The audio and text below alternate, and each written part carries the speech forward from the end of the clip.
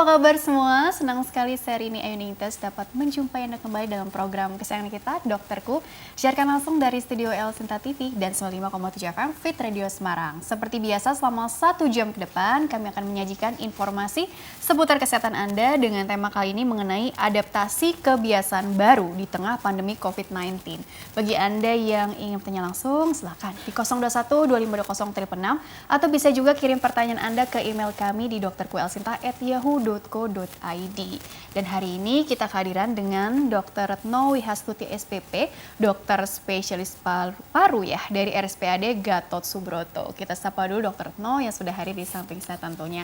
Assalamualaikum warahmatullahi wabarakatuh, dokter. Waalaikumsalam warahmatullahi wabarakatuh. Wow, kabarnya sehat dong pastinya. Alhamdulillah sehat. Alhamdulillah sehat. Alhamdulillah. Nggak bisa sampai sini.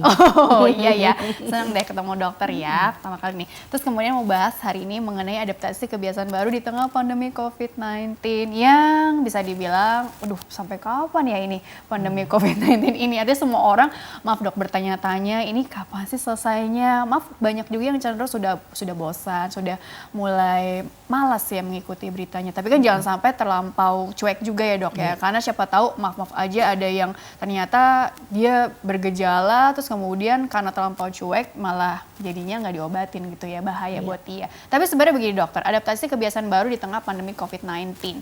Ini pengertian dari kebiasaan baru dulu kan istilahnya new normal ya dok ya. Nah ini mungkin bisa diceritakan dulu dok, kalau dari sudut pandang dokter sebagai dokter spesialis paru, mungkin lebih spesifik ke arah mana nih nanti mau membahasnya. Oke.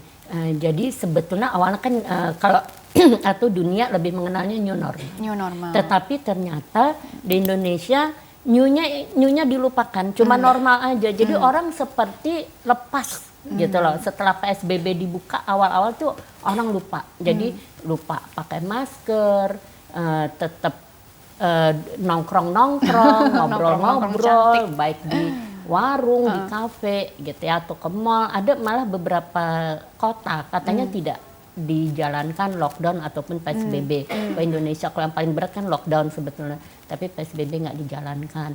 Nah akhirnya karena orang lupa sama new-nya, cuma inget normalnya aja, akhirnya diganti dengan adaptasi kebiasaan baru. Tujuannya diganti dengan adaptasi kebiasaan baru adalah agar kita masih tetap bisa kreatif, bisa berkarya, walaupun dengan memperhatikan aspek-aspek kesehatan, supaya ya tadi tujuannya baik tidak terjangkit ataupun tidak, kalau sakit tidak menularkan. Kalau dulu kan, kalau nggak penting-penting banget ya nggak usah keluar rumah gitu ya dok ya. Tapi sebenarnya sih kalau sekarang kan udah mulai adaptasi situasi baru juga, kebiasaan baru tadi. Yang penting kalau keluar rumah diperhatikan protokol kesehatannya yang sudah dianjurkan oleh pemerintah. Kita wajib ya dok ya sebetulnya dok ya. Jadi jangan ada istilah lupa atau malas atau apa gitu ya dok ya. Tujuannya kan tadi kan untuk saling melindungi, saling menjaga begitu ya dok ya. Nah kebiasaan baru ini sendiri kan kalau yang aku perhatikan sebetulnya harusnya sudah dari dulu ya dok ya, cuma ini karena lagi satu dunia kena, terus di dalam tanda kutip dipaksa untuk melakukan itu. Sebenarnya kan ini harusnya udah dari dulu untuk menjaga kesehatan ya paru salah satunya begitu ya dok ya. Kebiasaan baru yang ingin lebih ditekankan lagi, apakah mungkin ada sudut pandang sendiri dari dokter? Mungkin yang paling diingat kita harus pakai masker. Dulu memang di Indonesia nih kebiasaan pakai masker beda ya, kayak orang Jepang itu kan dia kalau dia flu dikit dia langsung pakai masker. Kalau orang Indonesia ngeliat ada orang flu, wah kita yang pakai masker karena kita takut ketularan ya awal. Kalau sekarang kan semua orang diwajibkan terutama keluar rumah pakai masker ya. Satu pakai masker, tetapi juga jangan salah, banyak orang pakai masker mulutnya, padahal kalau nggak mau ketularan hidung. Kita kan bernafas pakai hidung bukan pakai mulut. Ya ada yang ditaruh di dagu dok, nah maskernya. Itu buat tanda buat tanda aja. Kalau ada yang lihat baru dinaikin lagi. Jadi sebetulnya kalau kita tidak mau menularkan memang mulut yang ditutup ya, karena kan virus corona ini menular melewat percik-renik. Jadi ada orang bicara kayak kita nih ngobrol nih, maka kita jaraknya lebih dari 1 meter. Jadi melalui droplet atau percik-renik yang keluar pada saat batuk, bersin, bicara. Droplet tuh ya? Iya, droplet terutama ya. Jadi kalau kita pakai masker berarti kan droplet itu nggak keluar. Nah, tapi kalau ada orang yang lupa, dia udah batuk pilek gitu, percik reniknya lepas, supaya kita nggak keluar, kita pakai masker tutupin hidung. Jadi paling bagus pakai masker mulut dan hidung tertutup. Mulut dan hidung Iya, tertutup. itu. Kemudian juga harus rajin cuci tangan. Tadi sih kita juga udah nih masuk sini udah bagus Iya dong. ya. Kita cuci tangan dulu di depan. Udah saya. berapa kali cuci tangan pagi ini ya? Harus sesering mungkin cuci Iya. tangan karena virus bisa bertahan beberapa menit di tangan. Jadi lebih sering cuci tangan lebih bagus. Iya. Apalagi kalau kita harus megang permukaan. Ya kayak meja, kursi kan kita nggak Iya. tahu sebelum kita Betul, siapa betul. yang di situ. Jadi cuci tangan sering-sering. Kemudian udah gitu juga jangan sering megang-megang muka. Karena dia bisa masuk lewat mukosa hidung, Tanpa lewat sadar mukosa kan mata. dok? Misal Iya. garuk-garuk atau apa gitu ya? Jadi memang, tapi biasa kalau pakai masker jadi inget nih, Ah. ya kan? Kayak pas begini, oh ya Oh pakai iya, masker, oh jadi iya bisa. gitu ya. Jadi pakai masker bisa buat pengingat ya. Jadi tidak megang muka. Kemudian ya memang kita kemudian jaga jarak tadi physical distancing antara 1 sampai 2 meter ya. Jadi tinggalinlah kebiasaan naik lift rebutan kalau nggak penuh ya, kalau nggak belum penuh Berjubel gitu di dalam. dipaksain masuk Ah, ya. ya Kalau Allah. sekarang kan tidak kan udah dibikin Iya, ya, ya. ada kotak-kotaknya, patuhilah naik lift. Kalau masuk kantor nih ya. Kemudian juga kayak naik kendaraan umum sebisa mungkin memang idealnya jangan naik kendaraan umum idealnya.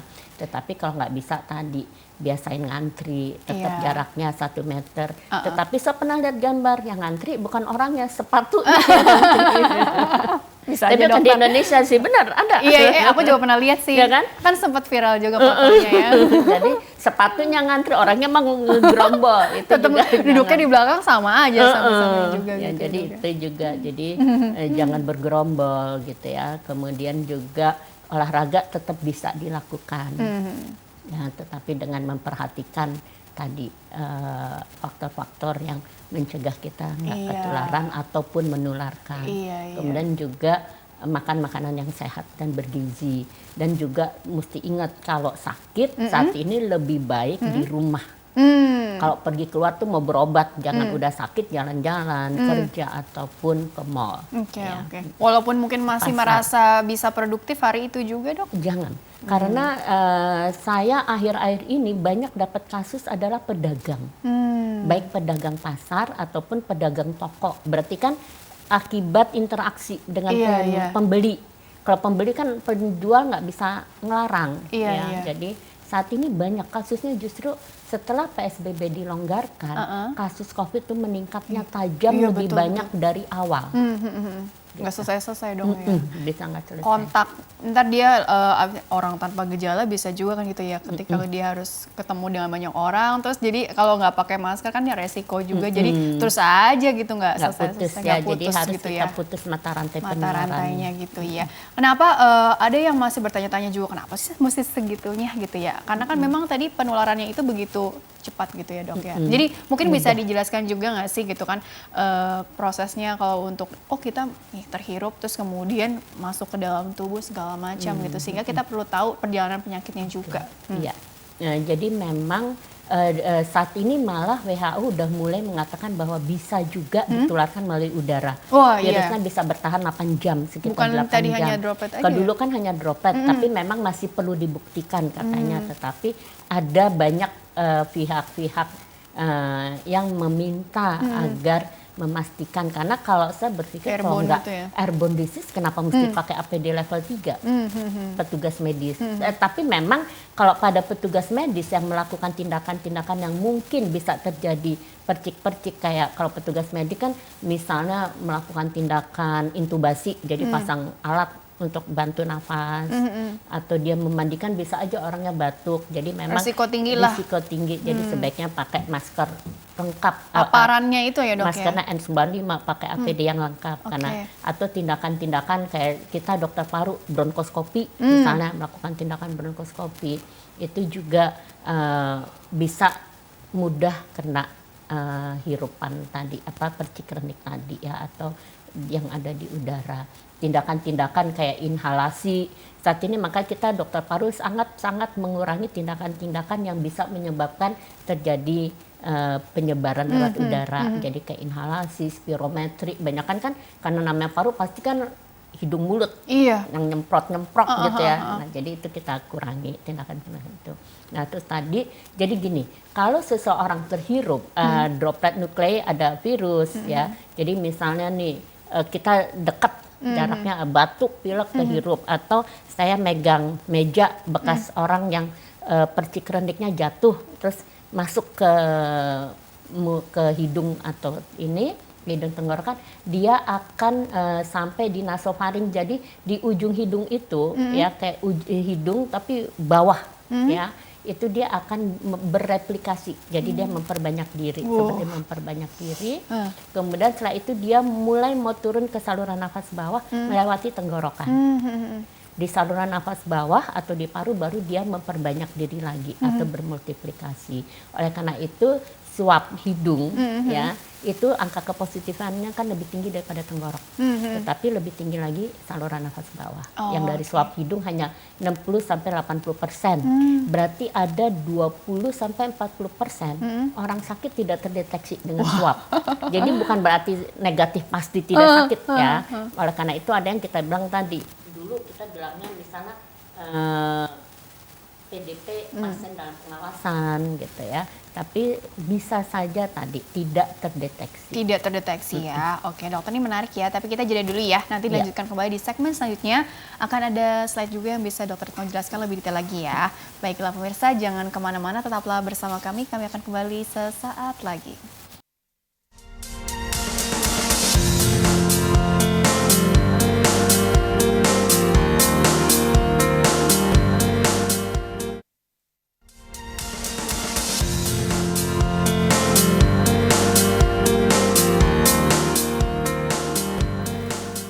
Ya pemirsa, terima kasih Anda masih bersama kami di program Dokterku, masih membahas mengenai adaptasi kebiasaan baru di tengah pandemi COVID-19 bersama dengan Dr. Retno Wihastuti SPP, dokter spesialis paru dari RSPAD Gatot Subroto. Dr. Retno, dilanjutkan kembali ya.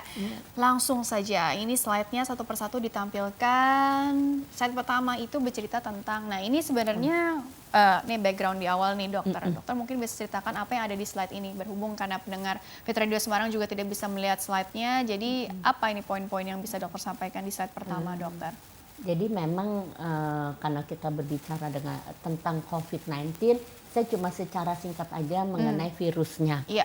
Jadi virusnya adalah virusnya RNA virus ya, ukurannya sangat kecil, hanya 60 sampai 140 nanometer. Jadi memang ada kemungkinan untuk melayang-layang di udara ada, karena dia kecil banget ya. Kemudian dia bentuknya tuh kayak bulat. Kemudian di permukaan ada tonjolan-tonjolan seperti mahkota, makanya dibilang corona. Ya. Nah, tetapi dia itu diselubungi ya. Jadi envelope-nya tuh terdiri dari molekul lipid yang sangat berminyak, jadi kayak lemak berminyak. Oleh karena mudah rusak kalau kena sabun. Makanya kita disuruh cuci tangan sering-sering. Jadi kalau sampai ada virus SARS-CoV-2 yang menempel, dengan kita cuci tangan virusnya hilang. Tujuannya itu begitu ya, maksudnya. Jadi pencegahan cuci tangan itu bagus sekali ya. Nah, dia bisa ada di permukaan ya, misalnya beberapa jam sampai hari kayak di permukaan meja ataupun pegangan pintu, kita suka lupa, tombol lift, kemudian juga di ATM. Nah, itu juga ya. Jadi kursi juga bisa. Seperti kayak di plastik dia bisa bertahan sampai 48 jam. Kok yang di metal-metal katanya bisa sampai 72 jam atau di kardus 72 jam. Oleh karena itu tapi dia sensitif terhadap sinar ultraviolet. Makanya bolehlah berjemur. Ya. Tetapi bukan orangnya, mungkin kalau bajunya ada yang kena-kena, nah itu bisa hilang. Tapi kok yang di dalam tenggorokan nggak hilang dengan berjemur ya orangnya ya. Jadi dia juga sensitif terhadap sinar ultraviolet dan panas. Nah tadi udah kita singgung penularan terutama lewat droplet. Atau airborne tadi? Iya, saat ini juga diduga banyak banyak ahli-ahli ya yang menyatakan bahwa ini harusnya airborne juga. Dan juga WHO sudah menyatakan tadi bisa selama 8 jam dia ada di udara. 8 jam bertahan ya, waduh. Nah, karena itu perlu kalau kita nggak boleh di tempat yang tertutup ya. Jadi harus di tempat dengan udara yang sirkulasinya baik. Ya apalagi di perkantoran kan kadang-kadang suka, Iya. nah itu dia. Makanya kan di kantor juga sekarang kan banyak yang dibikin shift, dibikin ganti setengah masuk, setengah di rumah kerjanya. Nah itu mesti mulai diatur. Dan di rumah pun juga jangan rapet, artinya semua dibuka jendela atau Iya, apa segala kalau punya. macam ya. Iya kalau punya. Kalau punya kamu di daerah padat ya, dibuka rumah tetangga. Iya. Langsung rumah tetangga dong. Oke, next slide coba. Nah ini kondisi pandemi COVID-19 yang terbaru nih. Saat ini tadi ya COVID dia mudah menular, COVID-19 sangat menular. Mungkin tadi kita udah bicara kali ya sebelum ini tentang SARS. SARS itu dia memang angka kematiannya lebih tinggi sampai 10%. Tetapi waktu itu kan tidak sampai jadi pandemi di seluruh dunia ya. Kok ini udah ada 217 negara yang terdampak ya. Jadi hampir di seluruh dunia. Kemudian juga jadi karena mudah menular, jadi untuk pencegahan kita butuh kerjasama dari semua pihak. Betul. Jadi dari masyarakat, pemerintah, kemudian petugas-petugas yang berhak mengawasi ya. Jadi misalnya kayak di kantor kalau ada orang yang tidak mau mematuhi aturan adaptasi kebiasaan baru bisa diperingatkan oleh misalnya security cukup ya. Waduh kebangetan ya kalau ngeyel gitu. Tapi kalau nggak bisa ada loh di daerah di Manado saya lihat di koran boleh panggil polisi atau TNI. Kalau dengan hanya security aja nggak bisa, idealnya loh ya. Jadi gitu. Oke. Baik, coba selanjutnya lagi tentang apa nih barangkali? Nah, norma kebiasaan baru nih. Iya, tadi udah ya kita bahas nggak pakai kata normal, tapi adaptasi kebiasaan baru. Sebetulnya kita masyarakat ini amat sangat beruntung dibandingkan petugas kesehatan kalau udah kerja mesti pakai APD lengkap. Pakai bajunya hazmat. Hazmat itu di dalam pakai baju double. Hazmat ini kan harus kedap air. Berarti kan panas ya. Panas. Kemudian harus pakai sarung tangan 2 lapis. Sarung tangan 2 lapis, pakai maskernya yang N95. Sampai sering juga di double sama gitu masker di karena kulit. harus ketat, harus tight, nggak boleh ada celah. Kalau ada celah percuma masuk udara ke dalam. Jadi harus ketat ya. Kemudian pakai Google atau bisa juga double dengan face shield. Selain itu harus pakai sepatu boot juga ya, tahan air. Itu kan kalau untuk awam udah lebih enak ya, pakai masker bisa pakai masker bedah, kalau enggak pakai masker kain pun boleh. Tetapi kalau udah basah atau kotor sebaiknya walaupun masker kain cuci. Jangan dipakai terus-terusan. Iya. Batuk di situ bersin di situ terus dipakai aja. Ini jorok ah. Jadi apalagi kalau pasien, kalau saya sering nganjurin pasien pun kalau dirawat, walaupun di ruang rawat tetap pakai masker. Supaya virusnya nggak nyebar di tempat tidur dia. Kok nyebar ke tempat tidur dia, entar dia pegang muka nular lagi. Berarti nggak sembuh-sembuh, cuma berputar. Ya, jadi tetap tadi ya. kalau pakai masker pun ganti tiap 4 jam. Kemudian tadi mesti sering cuci tangan karena virusnya rentan dengan sabun atau bisa juga pakai bahan yang berbasis alkohol kayak hand sanitizer bisa. Cuci tangan juga nggak ngasal ya dok ya, kan ada caranya yang betul. Ada caranya di air mengalir minimal 40-60 detik. Kalau pakai hand sanitizer 20-30 detik. Tetapi tetap lebih bersih pakai air mengalir dibanding pakai hand sanitizer. Bukan air bak gitu ya dok ya? Enggak, enggak dimasukin gitu ya, enggak harus mengalir. Ya. Kemudian juga tadi jaga jarak 1-2 meter. Ya. Kalau kemudian kalau sakit jangan pergi. Kalau di rumah, misal di rumah aja kalau badannya agak demam, boleh sering mengukur suhu, cek suhu sendiri bisa. Kemudian juga harus berolahraga tetap. Ya, kemudian juga makan makanan yang sehat.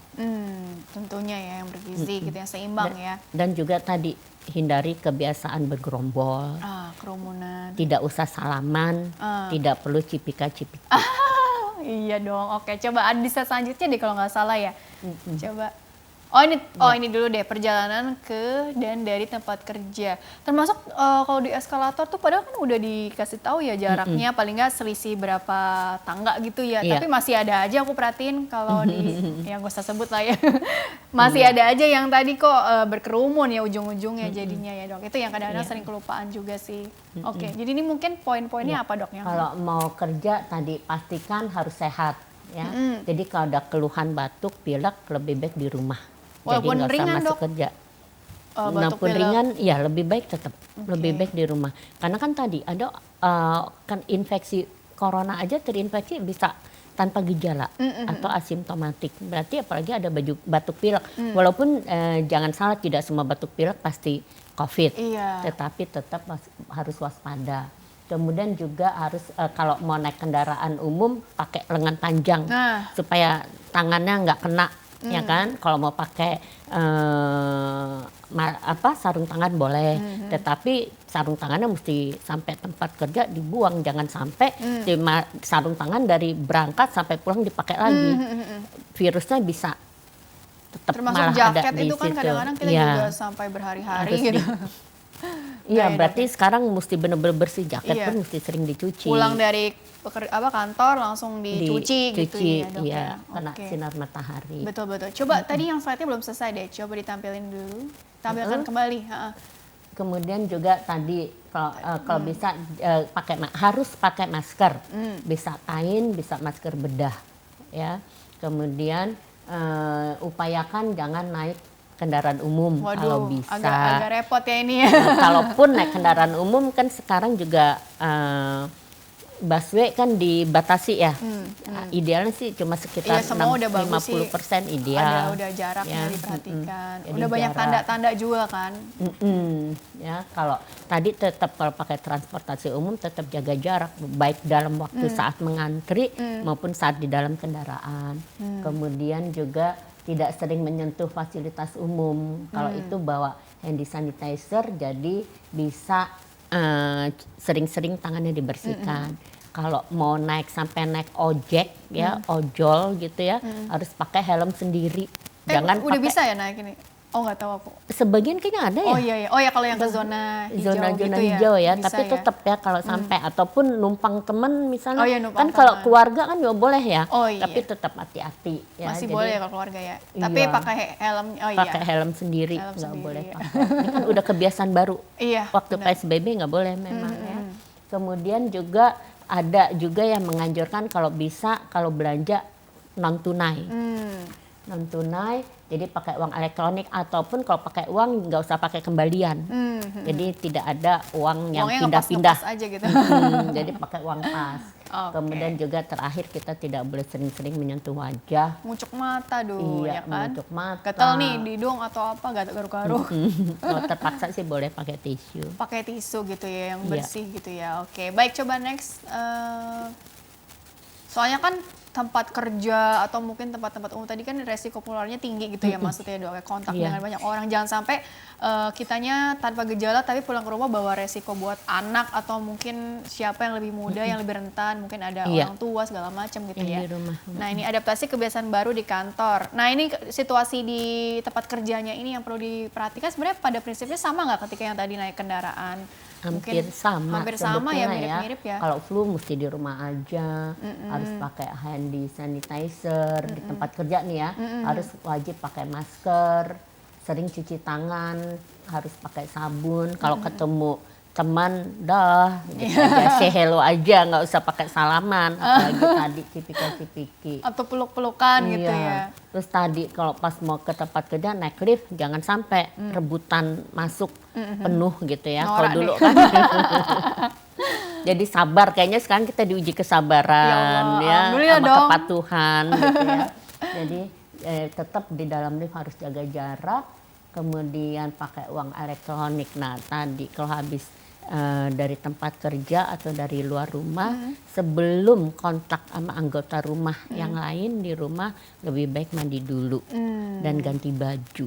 Oke. Ya, karena banyak kasus orang tua, dok saya cuma di rumah aja kok dok, tapi ada juga yang orang tua sakit gitu loh, banyak. Dan kan kalau pada orang tua rentan lebih banyak yang jadi berat dan biasanya sering bisa menyebabkan kematian. Ada komplikasi soalnya Iya, ya. Belum apalagi tadi udah ada usia, penyakit penyakit lain. komorbid gitu-gitu ya maksudnya ya. Oke, coba slide berikutnya lagi tentang apa? Oh habis ya, kalau gitu boleh nggak masuk pertanyaan email dulu ya, soalnya ini pertanyaannya juga menarik nih. Jadi bagi pemirsa yang ingin bertanya via email, silahkan kirim saja pertanyaan ke email kami di drkuasinta@yahoo.co.id. Format lengkapnya di bawah ini, nama, usia Anda atau usia pasien yang ditanyakan, serta tempat tinggalnya ya. Baik, pertanyaan pertama ini dari Mbak Ulan Aska. Dokter, saya mau tanya, saya sudah selesai meminum obat dari puskesmas selama 1 tahun dan setelah diperiksa oleh dokter paru, saya sudah dinyatakan bebas TB. Pertanyaan saya, sampai sekarang ini saya masih ada keluhan batuk berdahak. Nah, saya mohon penjelasannya dokter mengenai kondisi saya, terima kasih. Jadi di tengah pandemi ini masih ada keluhan batuk berdahak, sebelumnya sudah dinyatakan bebas TB ya, karena ada riwayat minum obat juga sama 1 tahun. Nah, jangan sampai di tengah pandemi ini maksudnya hanya terfokus pada COVID aja. Padahal mungkin ada keluhan-keluhan lain yang belum tentu COVID juga gitu ya. Batuk kan umum ya. Kalau ini kan untuk TB nih dok gitu kan. Nah ini bagaimana dokter? Jadi memang waktu awal-awal COVID ya, waktu itu kan kita amat sangat membatasi pasien karena kalau pasien kunjungan sering dia juga risiko untuk kena penyakit kena COVID. Awal-awal ya. Ya awal-awal. Jadi waktu itu kita juga bikin sebisa mungkin pasien-pasien penyakit kronik ya itu kita buat kalau bisa kontrolnya 2 bulan supaya nggak sering kunjungan ke rumah sakit. Apalagi kalau dia nggak punya kendaraan, tadi naik kendaraan umum kan juga risiko meningkat. Nah jangan sampai kalau kita tidak tata kelola dengan baik pasien-pasien TB, dikhawatirkan kumannya kebal kan. Nah, karena itu kita tetap ya TB tetap kita prioritas, jangan sampai selesai pandemi kita banyak pasien-pasien TB kita yang sudah resisten obat, yang nggak bisa diobati. Nah untung Mbak Aska Mbak Wulan Aska ini dia sakit TB tapi udah sembuh ya. Nah memang gini, orang sembuh ibaratnya kan kalau pada saat infeksi TB itu TB paru kan berarti ada luka di parunya. Ada terinfeksi kuman. Ada luka ya. Jadi waktu sembuh kan bisa ada bekas kayak di kulit. Kalau kita luka di kulit sering sembuh ada bekas ya, ada jejas. Nah di paru pun bisa. Nah pada saat itu bisa saja jadi saluran nafasnya itu kan harusnya di tengah itu besar, makin ke pinggir tuh makin kecil. Kalau di paru ya, jadi dia tapering, jadi makin kecil gitu ya. Nah, karena infeksi bisa saja saluran nafas yang besar karena luka dia jadi mengecil. Tapi saluran nafas yang kecil jadi besar. Jadi biasanya kalau kita batuk tuh lendir bisa kayak diperas dari pinggir ke tengah terus dibatukan keluar lendirnya. Karena normal kita sebetulnya membentuk lendir. Saluran nafas kita tuh selalu membentuk lendir, tujuannya untuk melindungi permukaan saluran nafas supaya misal kalau ada partikel, debu atau apa yang jatuh dia nggak langsung nempel di selaput lendirnya saluran nafas. Jadi ada lendir, nah kalau dia lama-lama membesar, mengumpul dan lendir ini bergerak terus. Dia bergerak dengan apa kayak kayak pecut gitu ya, bergerak ke arah tengah terus. Jadi ini lama-lama kotoran kan ke tengah besar dibatukan keluar. Jadi normal memang saluran nafas kita membentuk lendir tapi tidak banyak. Nah kalau setelah infeksi tadi bisa infeksi tadi bekasnya membuat kelenjar yang membentuk lendir ini lebih aktif, jadi selalu berlendir ya. Nah oleh karena itu bisa walaupun sudah sembuh dia tetap batuk dan berlendir. Kan tapi tak nyaman gitu hampir setiap hari begitu. Mungkin harus diperiksakan lagi apakah ada yang kita bilang bronkiektasis pasca tuberkulosis. Jadi tadi yang saluran nafas yang besar kecil besar. Nah itu yang membuat lendir susah kalau dibatukin keluar nggak bisa gitu loh. Lama-lama dia bisa mengumpul. Jadi itu konsul lagi ke dokter spesialis parunya Iya. untuk cari tahu apakah ini jatuhnya apa sih dok? Bukan kan udah dinyatakan sembuh, tapi Bekas aja. bekas aja, jadi ada resiko seperti itu Iya, gitu ya. malah ada juga walaupun ini bisa kita lihat dari periksa dari ronsen atau CT scan. High resolution lebih melihat benar-benar jaringan parunya kelihatan, saluran nafasnya lebih kelihatan, ya lebih ideal. Kalau kita mau tahu kenapa berlendir. Atau malah ada juga yang tidak ada kelainan dari ronsen, tetapi dia sesak nafas. Jadi saluran nafasnya lebih sensitif. Pada bekas TB bisa saluran nafasnya lebih sensitif, lebih tinggi dari orang normal, tetapi lebih rendah dari orang asma. Mungkin kalau untuk seperti ini berarti ada riwayat TB gitu kan, tapi udah alhamdulillah udah sembuh gitu.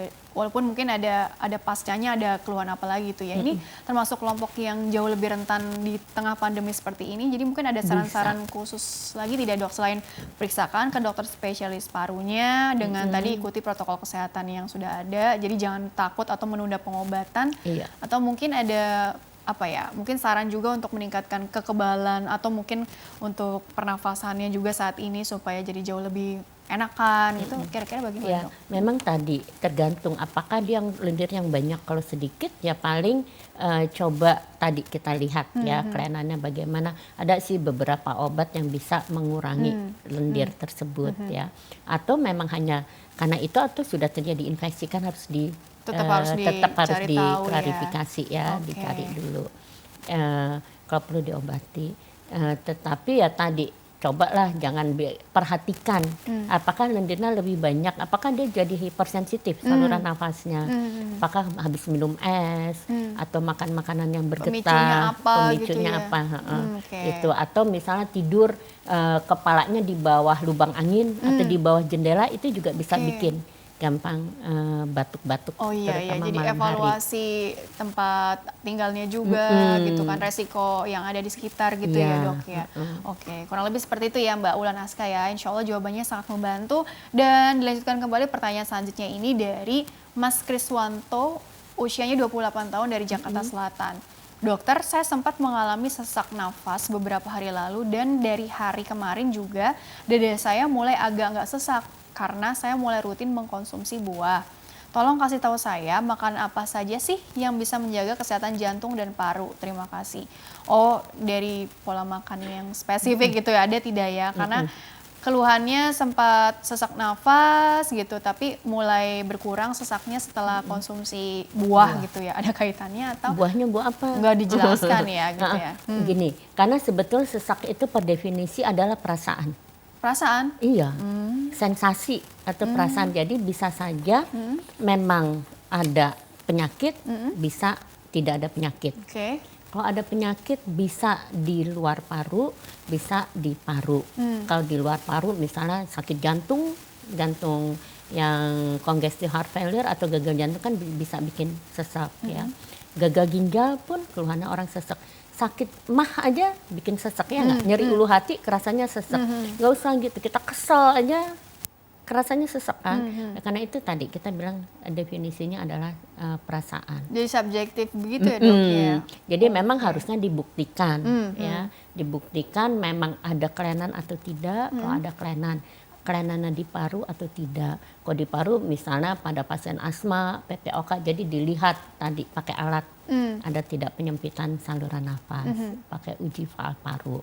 Penyempitan saluran nafas tuh ya, dugaannya kalau memang dicurigai kalau karena memang asma. kalau asma, tetapi biasanya kalau asma ada bunyi atau tadi sesaknya diperberat nggak dengan aktivitas, atau ada juga misalnya ada cairan di cavum plora, jadi ada rongga di antara paru, di luar paru, tetapi di antara paru dan dinding dada, itu juga bisa bikin sesak kalau ada air. Jadi kan parunya nggak bisa mengembang kembang kempisnya terganggu, itu juga bisa. Jadi banyak faktor.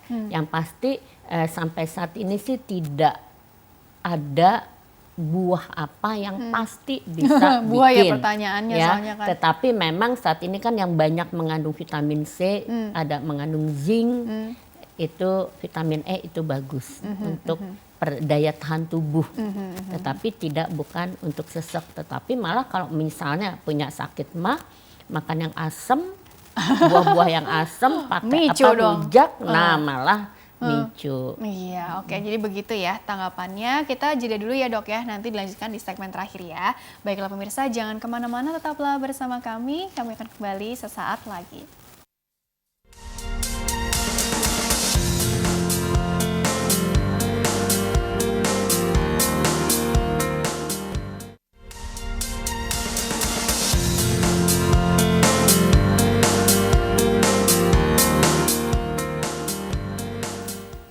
Ya pemirsa, terima kasih Anda masih bersama kami di program Dokterku.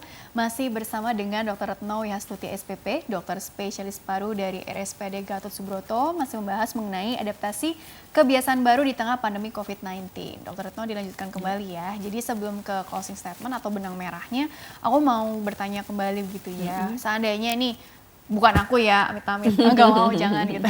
Contoh ada orang yang memang mungkin bergejala gitu ya. Terus kan pasti pertanyaan selanjutnya, wah pemeriksaan apa nih yang bisa saya lakukan? Atau saya perlu periksa apa sih? Karena kan dulu ada istilah rapid test lah, terus ada swab test lah atau apa gitu ya. Jadi sebenarnya mana yang lebih dianjurkan gitu ya. Mungkin kan sekarang kan juga semakin berkembang, semakin diteliti mana yang jauh lebih efektif, kira-kira bagaimana juga. Atau tanpa gejala tapi dia punya faktor resiko yang cukup tinggi, misalkan sering bepergian atau apa, kan harus lebih apa ya, aware untuk memeriksakan atau bagaimana tuh dokter? Oke, jadi tadi sebetulnya tadi kan dia bisa pasien ini kan ada yang kita bilang sekarang ada suspek ya, kalau dia habis bepergian atau kontak erat dengan orang COVID itu juga harus kita masuk suspek atau udah mulai ada gejala.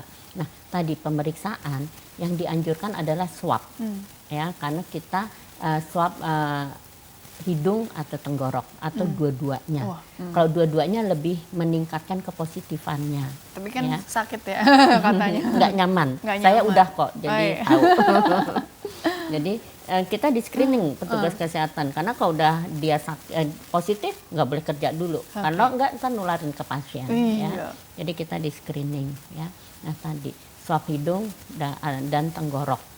Ya, atau salah kalau cuma satu hidung yang lebih diutamakan karena kepositifan hidung lebih tinggi dari tenggorok dibanding rapid test.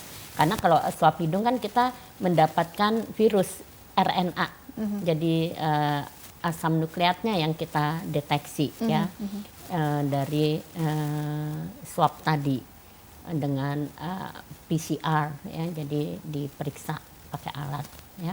Nah itu kalau rapid test itu lebih bukan buat mendeteksi atau screening, karena dia baru terbentuk.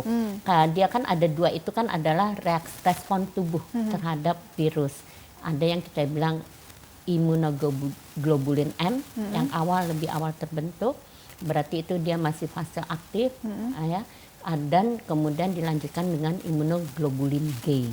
Imunoglobulin M saja terbentuk setelah hari ke-7, dia baru naik puncaknya. Sedangkan imunoglobulin G hampir ke hari 14 dia mulai. Berarti kan tidak bisa terdeteksi dini. Jadi dulu orang salah persepsi, dikira rapid itu bisa mendeteksi dini. Tetapi padahal rapid test itu pemeriksaannya hasilnya lebih cepat. Ya, karena bisa cuma dilihat reaksinya ini bisa tahu imunoglobulin G atau M gitu ya. Nah, tetapi dia terbentuknya kan kalau perjalanan penyakit udah di akhir. Jadi lebih bagus untuk mengevaluasi orang sakit. Apakah dia sudah mulai terbentuk antibodi tadi ya. Jadi apalagi kalau kita sekarang kan ada pengobatan pakai plasma. Itu bagus buat orang yang sembuh dan gejalanya tidak berat dengan kadar antibodinya yang tinggi. Nah itu bagus ya. Jadi sebetulnya paling bagus kalau mau screening ya swab dibandingkan rapid. Yang hidung tadi? Hidung atau tenggorok atau dua-duanya. Kalau kelompok orang yang lebih bisa dibilang ini nggak lebih disarankan atau dianjurkan, apa yang tadi yang memang resiko berpergiannya lebih banyak, kontak dengan orang lebih banyak, atau kalau ya di rumah petugas aja, kesehatan nggak ngapa-ngapain, terus jadi kira-kira bagaimana? Selain petugas kesehatan ya, artinya orang awam yang profesinya apa barangkali begitu. Ya tadi yang mungkin banyak ketemu orang, ya bisa juga kan risiko banyak kontak dengan orang, walaupun bukan petugas kesehatan, kan malah kalau OTG Iya. banyak keliaran karena Keliaran ya. Keliaran ya dok itu. kan dia nggak tahu, dia Iya. nggak tahu sakit, apalagi dia nggak sadar nggak pakai masker ya. Itu tadi. Jadi dia bisa menularkan karena orang yang sakit pun walaupun dia belum ada gejalanya timbul 2 hari sebelumnya tuh udah bisa nularin tuh virusnya. Iya, itu tuh yang perlu dipahami ya. Jadi itu hati-hati. Dan saat ini banyak orang katanya saya nggak pernah keluar rumah dok, tetapi sakit. Mungkin aja dia beli barang online, baik makanan ataupun barang-barang kebutuhan rumah sehari-hari banyak. Dok saya cuma berdua aja, suami istri udah umur tua sepuh. Saya nanyanya mana yang ini? Kali ya dok. Tapi atau ada juga misalnya ada pembantu yang datang hari jadi keluar masuk rumah itu kan juga bisa ya. Atau misalnya di rumah itu ada anak muda yang masih kerja bolak-balik keluar rumah itu pun juga bisa jadi sumber. Jadi sebenarnya ini agak-agak tricky juga, harus di tengah-tengah ya dok ya, jangan terlampau cuek, jangan terlampau cemas juga. Itu yang sering aku bahas di sini gitu ya. Jadi gimana ya, waspada tapi nggak yang Nggak boleh parno. nggak paranoid dalam tanda kutip ya dok ya, kurang Iya. lebih seperti itu ya. Yang penting tadi ikuti protokol kesehatan yang ada, terus jaga daya tahan tubuhnya juga, yang tadi makanannya dijaga, Makanan, sinar matahari, istirahat yang cukup, olahraga, aktivitas fisik, kelola stresnya. Kan di tengah pandemi ini kan banyak pikiran, terdampak ekonomi segala macam kan banyak ya dok ya, yang maaf yang kehilangan pekerjaan juga kan lumayan juga gitu kan beritanya. Oke, jadi dokter karena waktunya juga terbatas, jadi kesimpulannya sih singkat saja supaya kita jadi makin aware terhadap kondisi di tengah pandemi ini. Kira-kira apa yang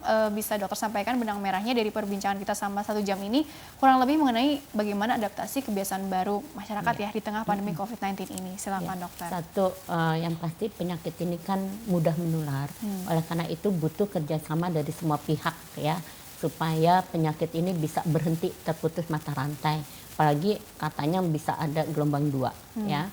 Nah, kemudian tadi kita harus patuhi kebiasaan pola hidup bersih dan sehat. Sebetulnya sudah lama harusnya diterapkan, tetapi dengan ini kita jadi lebih patuh ya. Satu, harus pasti pakai masker. Karena kalau kita pakai masker, kalau kita sakit kita tidak menularkan ke orang lain, ataupun kita juga mencegah tidak tertular dari orang lain. Kemudian rajin cuci tangan karena tadi virusnya gampang. Kemudian dengan sabun mati, dengan alkohol juga hilang ya. Kemudian tadi jaga jarak penting. Jadi biasakan ngantri jarak 1-1,5 meter. Pakai lift, jangan desak-desakan, hindari kerumunan. Kalau rumahnya usahakan sirkulasi udara baik, baik di tempat kerja maupun di rumah.